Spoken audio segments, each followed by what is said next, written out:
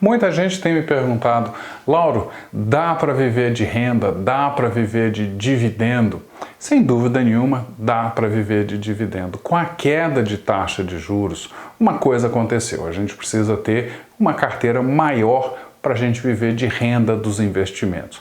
Se a taxa de juros é 20%, você tem uma carteira de investimentos de 1 milhão, você ganha R$200 mil por ano. Agora, se a taxa de juros é 4%, essa mesma carteira vai te render R$40 mil por ano. Para ter os R$200 mil por ano, você precisa ter uma carteira de 5 milhões de reais. Então, a queda de taxa de juros, ela obriga a gente a ter um esforço de montar a nossa carteira maior, de guardar dinheiro maior. A vantagem é que as empresas, elas sempre distribuíram dividendos abaixo da taxa de juros que você conseguia no Tesouro Direto, por exemplo. Com a taxa de juros caindo, o nível de dividendo pago pelas empresas ficou bem mais interessante. Então, sem dúvida nenhuma, é uma coisa muito legal você pensar a montar pelo menos uma parte da sua carteira de investimentos, uma carteira de dividendos para você viver com a renda gerada pelos dividendos. Mas, afinal de contas, o que é dividendo? Dividendo, gente, é a parcela do lucro que a empresa gerou durante um determinado período que ela distribui para os acionistas. Os acionistas PN têm a preferência de ganhar o dividendo, inclusive se a empresa não pagar dividendo dentro de um determinado período, os acionistas PN eles ganham direito de votar nos diretores da empresa como os acionistas ON. Já falei sobre esse assunto, PN e ON, num outro vídeo sobre ações. Vai lá, procura meu vídeo e assiste se você tiver dúvida. Agora, tem alguns cuidados que a gente tem que tomar para montar uma carteira de investimentos. Eu vou te passar aqui o passo a passo de como montar uma ótima carteira de investimentos. Eu separo as empresas em dois grupos. Todas as empresas da Bolsa eu separo em dois grupos. Um que eu chamo de crescimento e o outro que eu chamo de valor. As empresas classificadas como empresas de crescimento são empresas que estão buscando crescer dentro do seu mercado ou até às vezes passando para outros mercados. É o que a gente chama de crescimento horizontal, quando a empresa começa a investir em negócios paralelos à sua linha de produção. Já as empresas de valor não estão focadas no crescimento, elas estão focadas em criar valor para o acionista. E elas podem estar baratas ou caras.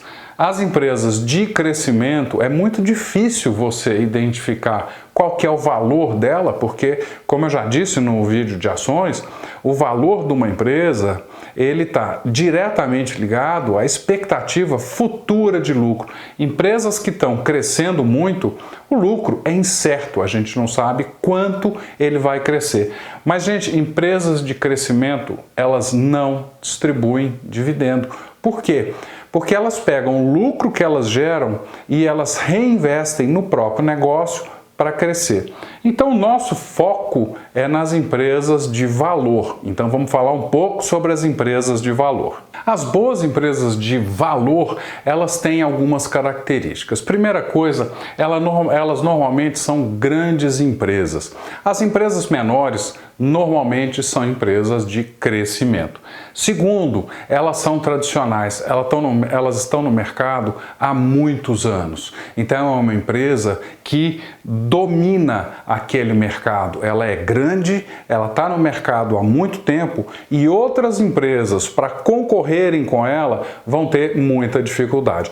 Agora, tem empresas que podem ser de valor e está num processo de crescimento. Ambev passou por isso. Ambev comprou muitas outras cervejarias e passou por um crescimento. Mas hoje, se a gente tiver que classificar a Ambev, ela está mais para uma empresa de valor do que uma empresa de crescimento, segundo esses padrões aqui. ela é grande, ela é tradicional, ela é líder no mercado. Os bancos também, apesar de você ter uma briga muito grande pela liderança de mercado entre Bradesco, Santander, Banco do Brasil, Itaú, Caixa Econômica Federal, apesar de você ter essa briga pela liderança, é um mercado fechado, é um mercado difícil de outras instituições. É claro, tem empresas de crescimento que estão entrando nesse mercado, Inter, Nubank, essas são claramente empresas de crescimento, estão desafiando os grandes, mas em comparação com o tamanho deles, eles ainda são muito pequenos. E os bancos, gente, são grandes pagadores de dividendo. Além disso, você tem a Petrobras, a Vale, veja bem, são todas empresas que se enquadram nessas três características. Agora, a gente está focado nas empresas que têm um histórico de distribuição de dividendo, porque o que a gente quer é distribuição de dividendo. Então, além de você olhar esses fatores, é importante você olhar quanto essa empresa tem distribuído de dividendo no passado.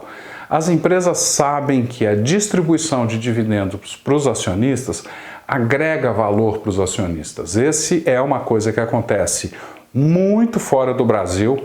Nos Estados Unidos, inclusive, a gente apelida as grandes empresas pagadoras de dividendo como as empresas das viúvas. E aqui no Brasil, as empresas estão vendo também o valor, a importância de você pagar sempre dividendos. E muitas vezes até a empresa não tem nenhum lucro muito grande, mas ela não diminui o pagamento de dividendos, exatamente para não afugentar, não assustar os clientes que buscam histórico regular de pagamento de dividendos. Então, gente, se você for montar uma carteira de dividendos, o ideal é você ter algo em torno de 15 e 20 empresas. Você buscar empresas grandes, empresas tradicionais, empresas que são líderes no mercado. Então, por exemplo, numa carteira de dividendos, cabe Bradesco, cabe Itaú, mas não cabe os bancos digitais novos que estão chegando. E além disso, você buscar o histórico de pagamento de dividendos. Por exemplo, os bancos pagam dividendos. Petrobras paga dividendos, Vale paga dividendos e normalmente esses dividendos são pagos religiosamente dentro de um determinado nível. Outra coisa que a gente pode olhar é o que os analistas chamam de dividend yield. Esse é um outro fator muito importante. É a relação entre o dividendo pago e o preço da ação. Normalmente é ideal você comprar ações com um dividend yield alto. Por quê? Isso quer dizer que você está comprando empresas de valor a um preço justo ou às vezes até um preço baixo. Então, gente, essa é uma dica muito importante. Não corra, não tenha pressa para montar a sua carteira de dividendos. Vai montando aos poucos, buscando comprar as empresas que se enquadram nessas características, mas esperando momentos que o preço da ação caiu. Por exemplo, agora, o coronavírus derrubou a bolsa e a gente consegue agora montar uma carteira de dividendos super interessante com preços mais baixos. Então, essa é uma oportunidade de mercado, principalmente porque a carteira de dividendos é uma carteira de longo prazo. É uma carteira com ações que você pretende segurar por 5, 10, 15 anos. Uma carteira de dividendos não pode ser montada com visão de curto prazo. Pessoal, é isso. Então, te dei o passo a passo para você montar a sua carteira de dividendos. Já sabe, tem dúvida? Manda para eu responder. Gostou? Curte, comenta, compartilha. Abraço!